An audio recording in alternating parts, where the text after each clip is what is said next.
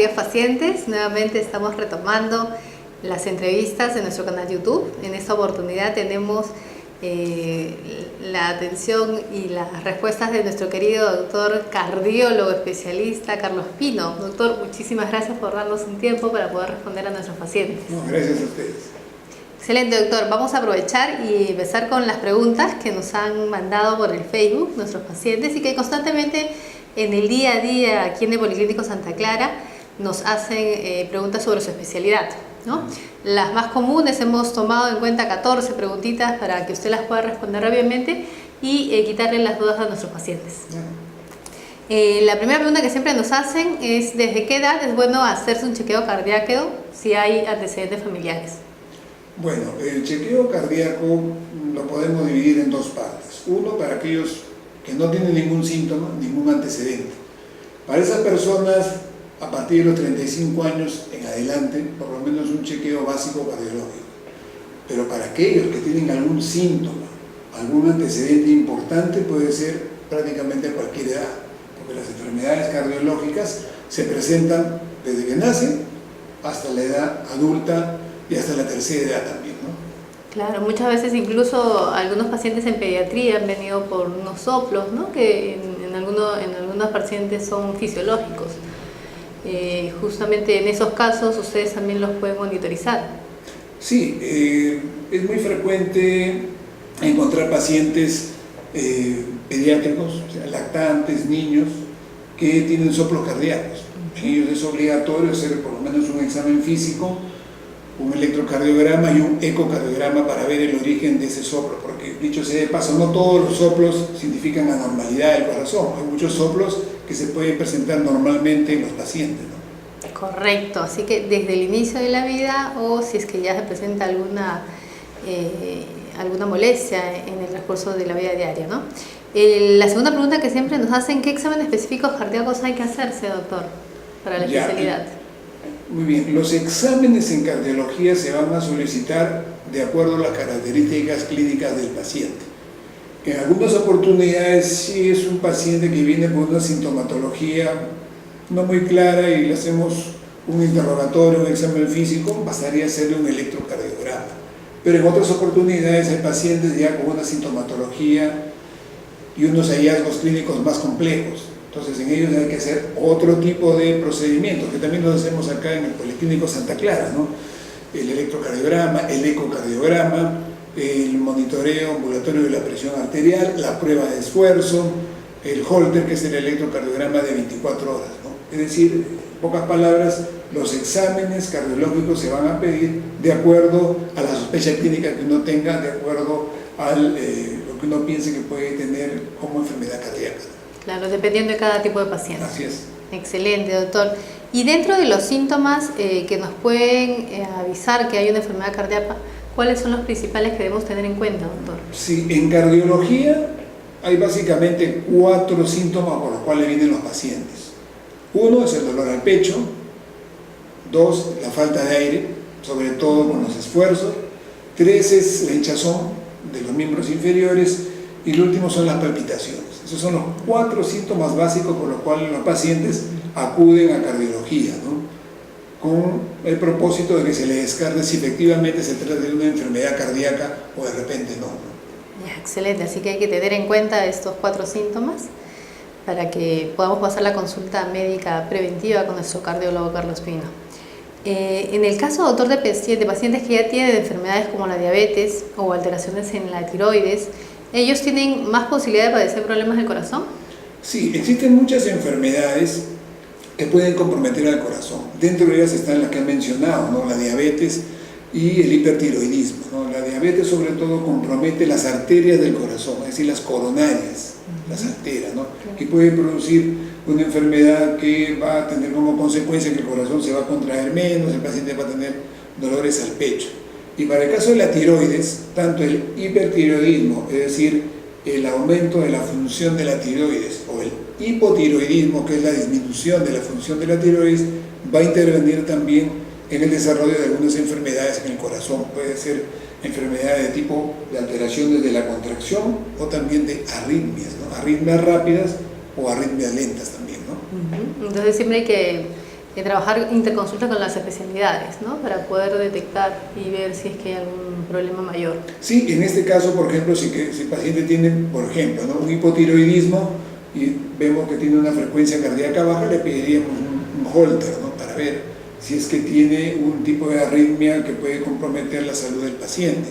Para el caso de la diabetes le pediríamos pues un ecocardiograma, ¿no?, con la finalidad de ver la contracción del corazón, ¿no? Correcto, así que es un trabajo en conjunto. Así es. Excelente. Doctor, siempre nos preguntan los pacientes o nos piden en la botica que tenemos aquí en el Policlínico Santa Clara sobre la aspirina. Si se puede tomar todos los días, cada cuántos días, si es bueno tomarla. Obviamente nosotros, bajo prescripción médica, se hace la venta, ¿no? Pero es una pregunta bastante frecuente y que a usted también se la habrán hecho a diario, supongo. Sí, es una pregunta muy importante, ¿no? Porque aquí hay un mito, ¿no?, de que todas las personas deberían tomar el ácido acetilsalicílico o la aspirina como una medida preventiva, pero eso realmente no es exactamente así. Hasta el momento no hay ningún estudio científico que demuestre que se puede utilizar la aspirina como prevención primaria, es decir, la persona no tiene ningún problema coronario, no tiene ninguna enfermedad cardíaca y puede tomar su aspirina, ¿no? Eso no es así. La aspirina tiene sus indicaciones precisas, ¿no? Claro. ¿Cuál es esa indicación precisa? La prevención secundaria. ¿Qué cosa es la prevención secundaria? Que le podemos dar la aspirina para prevenir un problema cardíaco cuando el paciente ya tiene una enfermedad cardíaca.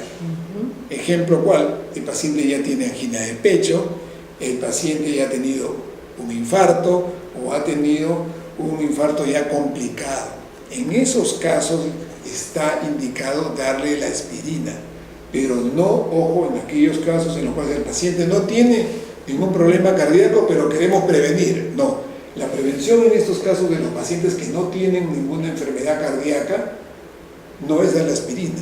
¿Es qué cosa? Evitar la obesidad, el tabaquismo, el colesterol, ¿no? Y tratarse, por ejemplo, si tuviera pues alguna otra enfermedad concomitante, pero no es la aspirina. Repito, la aspirina es solamente como prevención secundaria, no primaria. Correcto, así que como bien definió el doctor, lo podemos tomar como un mito, así que siempre bajo prescripción médica y con indicación, efectivamente. En el caso, doctor, del dolor del pecho, de las taquicardias, ¿cómo las definimos para que nuestros pacientes lo entiendan fácilmente, doctor? Claro, la taquicardia desde el punto de vista académico, ¿no?, está considerado cuando el paciente tiene más de 100 latidos por minuto, ¿no? Digamos, esa es una definición académica, ¿no? Pero hay taquicardias, es decir, aumento de la frecuencia cardíaca relativas, ¿no? Porque si, por ejemplo, tengo un paciente que lo tengo en la camilla, descansando 1 minuto, 5 minutos, y le tomo la frecuencia cardíaca y tiene 90, por más que sea menos de 100, eso no es normal, ¿no? Claro. Porque uno en reposo, descansando, puede tener 60, 65, pero no 90, ¿no? Es decir, en medicina y en cardiología en particular, hay bastantes cosas que son relativas, ¿no? ¿Relativas a qué? A los aspectos individuales de cada paciente. Siempre los síntomas tenemos que nosotros que correlacionarlos en forma individualizada, ¿no? Un síntoma no hace un diagnóstico, una golondrina tampoco es un verano, ¿no? Exacto. Perfecto, doctor. ¿Y en la angina de pecho, doctor? ¿Cómo Claro, la angina de pecho tiene una definición también precisa, ¿no? Es precisa, no es cualquier dolor. La angina de pecho es un dolor que el paciente la siente al centro del pecho, detrás del esternón, que es clásicamente de tipo opresivo e irradiado hacia la mandíbula o por abajo hasta la región del epigastrio. Y a veces también se puede irradiar a la parte interna del miembro superior izquierdo. De la boca del estómago, ¿no? Exactamente, hasta ahí puede llegar el dolor. Y se manifiesta característicamente con los esfuerzos, ¿no? Cuando camina, cuando sube escaleras, cuando realiza una actividad física. Cuando tiene estas características, quiere decir que tiene una angina de pecho. ¿Y qué cosa es la angina de pecho? ¿Cuál es su representación? ¿O qué representa que el paciente tiene una obstrucción coronaria? del corazón, evidentemente, ¿no? Correcto, importante tomarlo en cuenta. Y en el caso de la arritmia cardíaca, doctor. Ya, la arritmia cardíaca también tiene una definición precisa. ¿Qué es la arritmia cardíaca? Es la falta de ritmo del corazón. El ritmo cardíaco debe ser regular, ¿no? Es decir, la distancia entre latido y latido tiene que ser igual. Cuando la distancia entre latido y latido es irregular, a eso llamamos arritmia cardíaca. También llamamos arritmia cardíaca cuando la frecuencia cardíaca es muy rápida. En ese caso se llama taquiarritmia. O cuando la frecuencia cardíaca es muy baja, tiene 30 o 40 latidos, le llamamos una bradiarritmia, ¿no? Claro, la normalidad en el ritmo, pues, definitivamente, ¿no? Y, doctor, ¿cómo se pueden prevenir los ataques cardíacos y cerebrales que actualmente están en boga, por así decirlo? Sí, lamentablemente, por el tipo de vida, pues, ¿no? Los problemas cardiovasculares, ¿no?, refiriéndole al corazón y cerebral también, están en aumento, ¿no?, lamentablemente. ¿Por qué? Porque no hacemos la prevención primaria, ¿no?, como decía hace unos instantes. ¿Cuál es la prevención? Controlar la hipertensión arterial si la tiene, o si no la tiene, comer bajito en sal. Controlar la diabetes si la tiene, o si no, evitar la diabetes, tratar de llegar al punto en el cual la glucosa se nos eleva, mantenerse en su peso, es decir, evitar el sobrepeso y la obesidad, dejar de fumar si que se fumaba o no fumar simplemente, y disminuir, controlar el colesterol.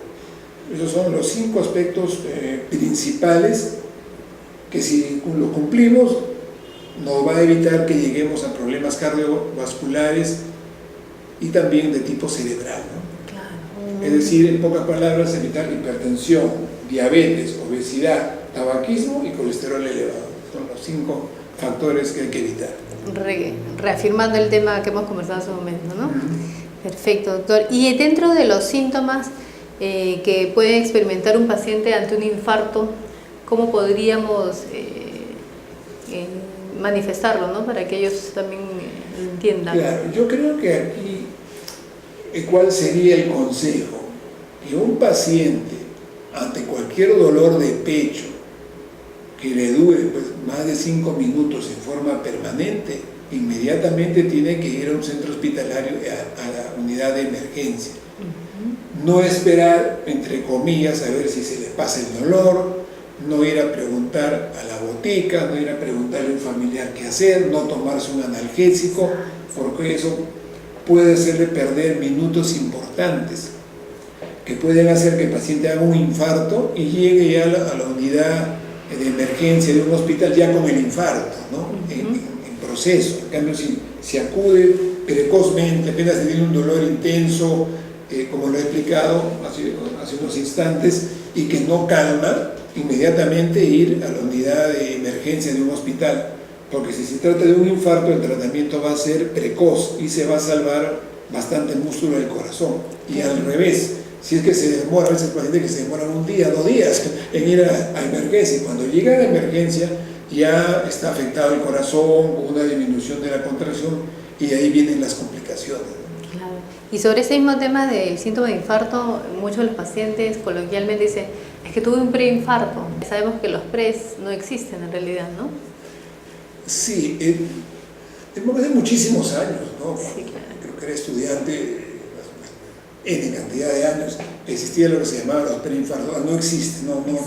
Digamos, tiene otro nombre, eso se le llama angina inestable. ¿Qué cosa es? Es la angina de pecho, pero que dura 20, 30 minutos y no calma, pero no hace un infarto. Claro. Solamente es un dolor al pecho prolongado. Por eso que antes se le llamaba preinfarto, ¿no? Claro. Que era un proceso en el cual no llegaba al infarto, pero sí tenía el dolor intenso en reposo. El preinfarto, no, actualmente no existe esa definición, digamos, en forma científica actualmente. La medicina pues va cambiando, claro. Lo que a veces antes no existía, ahora sí. Y lo que antes sí existía, ahora no. O sea, claro. Por eso siempre los médicos estamos constantemente pues actualizándonos, leyendo para definir bien los diferentes aspectos, por ejemplo, de la cardiología, ¿no? Correcto. Perfecto, doctor. Y en el caso, doctor, de los pacientes que dicen, no, vengo a la consulta de cardiología porque tengo el dolor de cabeza, tengo el ojo rojo, o le sangra la nariz, o como usted ha mencionado, el dolor en el brazo izquierdo, esos también son síntomas, ¿no? Y signos que Sí. se presentan en los pacientes que puedan requerir una consulta cardiológica. Claro, esos son síntomas que los podemos adicionar a los que ya mencioné anteriormente, ¿no? Que son los más frecuentes. Pero, por ejemplo, un paciente puede venir aquí por dolor de cabeza y tener un problema, por ejemplo, de hipertensión arterial. Claro. Puede venir un paciente con sangrado por la nariz y también tratarse de una hipertensión arterial, ¿no? Venir con el ojo con una hemorragia subconjuntival y también en un 30% de los casos de pacientes que tienen hemorragia subconjuntival, es decir, como un sangrado en el ojo, el 30% son debidos a pacientes hipertensos, el otro 70% no, pero siempre es necesario hacerse un chequeo. Descargo. Podemos estar frente simplemente a una hipertensión arterial. En otras oportunidades, esta hemorragia por debajo de la conjuntiva es debido a esfuerzos intensos que hizo el paciente, ¿no? Pero un 30% sí se debe a una hipertensión arterial, ¿no? Y así también hay otros síntomas también que pueden presentarse, ¿no? De repente visión borrosa, zumbido de oídos y otros síntomas más que también nos hacen llevar a sospechar en un diagnóstico de un problema de hipertensión arterial o de una enfermedad cardíaca, ¿no? Claro, importante siempre chequearse. Doctor, si algún familiar del paciente sufre ya de una hipertensión arterial, ¿es mucho más probable que el familiar también que el paciente la padezca? Sí, como lo has dicho, ese sería, digamos, el concepto. Hay más probabilidad, no es seguro, porque la hipertensión no está demostrado exactamente que sea una enfermedad hereditaria, ¿no? Claro. Pero sí, por ejemplo, se han hecho estadísticas y si los dos padres son hipertensos, probablemente el 50% de los hijos van a ser hipertensos también, ¿no? Es por eso que los antecedentes de un paciente son importantes. Tenemos un paciente que tiene padres hipertensos, abuelos hipertensos, tenemos que sospechar ante cualquier indicio o síntoma que ese paciente también puede ser hipertenso, ¿no? Lo mismo para pacientes que tienen familiares que han tenido infarto cardíaco. También hay que sospechar que este paciente también puede tener una enfermedad coronaria, ¿no? Claro, hay una mayor probabilidad, ¿no? Exactamente. Perfecto. Y doctor, para el tema de los procedimientos que se realizan más comúnmente en cardiología, ya los mencionó, pero igual para puntualizar, doctor, sobre el tema. Claro. Antes de eso quisiera decirte lo siguiente, ¿no? O sea, todos los exámenes en medicina y en cardiología en particular son importantes. Cada uno nos da ciertos datos que no nos da el otro. O sea, no hay ningún procedimiento en cardiología mejor que el otro.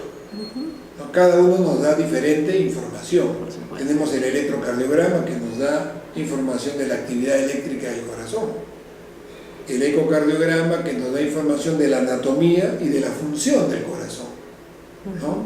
La prueba de esfuerzo que nos da los datos del corazón desde el punto de vista eléctrico, pero al esfuerzo.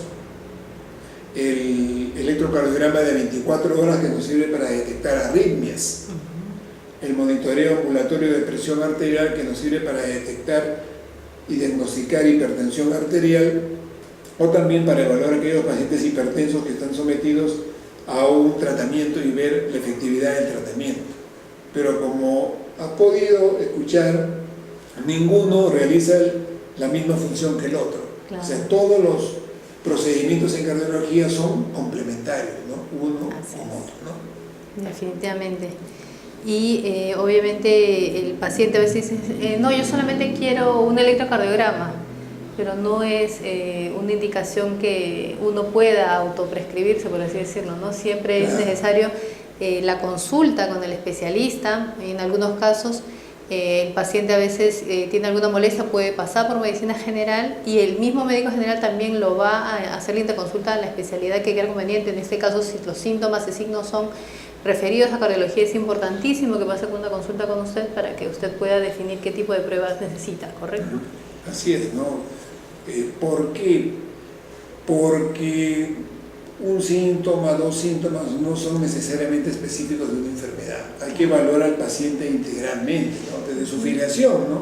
desde en qué trabaja, es importante, pasando por los antecedentes, tiene algún familiar que tiene una enfermedad del corazón, por el interrogatorio, los síntomas, por el examen físico, tiene un soplo, el electrocardiograma.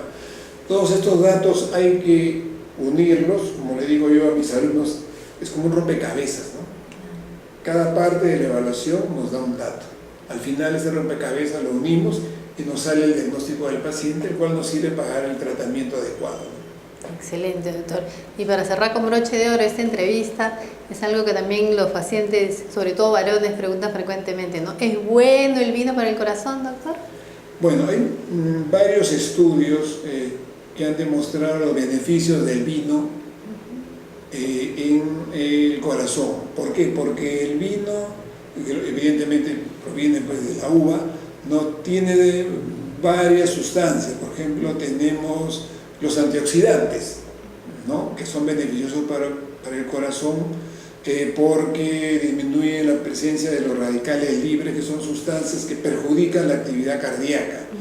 También tenemos el resveratrol, que es una sustancia que es antiinflamatoria también a nivel cardíaco y produce cierta dilatación a nivel de las arterias. Entonces, debido a estos estudios, se recomienda que el paciente puede tomar hasta una copa de vino al día. Es una recomendación, no más tampoco. Claro. Pero también hay otro detalle, que en aquellos que no consumen vino, no hay que estimularlos a que tomen. Claro. Sino al que, por ejemplo, se toma de vez en cuando y pregunta y tiene gusto por tomar el vino, se le puede decir, sí, tome usted una copita de vino todos los días. Es más saludable, entre comillas, que, por ejemplo, un licor como cerveza o un licor de otra índole, ¿no? Que tenga otros componentes. Así es, porque muchas veces por cuestiones sociales uno, bueno, pues toma una bebida alcohólica, ¿no? Entonces yo le digo a los pacientes, si usted va a tomar una bebida alcohólica, por ejemplo, es cumpleaños de algún miembro de su familia, es un aniversario, y bueno, por brindar, brinde usted pues con una copa de vino, porque otro tipo de bebida alcohólica no tiene estas sustancias, ¿no? Ni la cerveza, ni el pisco, ni el coñac, ninguna de ellas tiene estas sustancias como sí tiene el vino, ¿no? Claro, así que podremos tener esta mejor opción, entre comillas, para poder ayudarnos de cuando en cuando, no hacer un hábito tampoco de ingerir bebidas alcohólicas.